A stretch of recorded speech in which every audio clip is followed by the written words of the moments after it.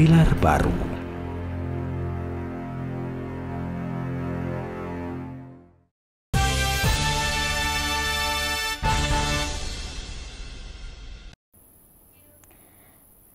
Ketua DPRD Makassar Farouk Mbeta mengaku mendukung proses hukum yang sedang berjalan terkait kasus korupsi bantuan sosial 8,87 miliar yang menimpa Mustakbir Sabri alias Moses, mantan anggota DPRD Kota Makassar.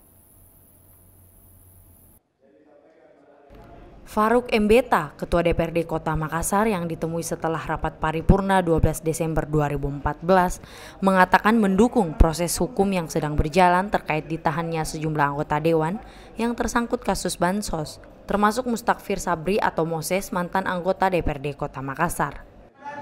Kita menyerahkan semua kepada proses hukum.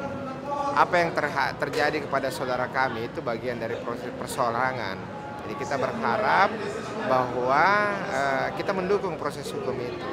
Menyangkut hal lain kita menyerahkan kepada partainya untuk itu. Prinsipnya DPRD menjalankan sesuai dengan mekanisme yang ada. Mustakbir Sabri atau Moses adalah mantan anggota DPRD Kota Makassar yang telah ditetapkan sebagai tersangka kasus bantuan sosial senilai 8,87 miliar oleh Kejaksaan Tinggi. Pihak Kejaksaan Tinggi juga melakukan penahanan hingga 20 hari ke depan sebagai tahanan tipikor Kejaksaan.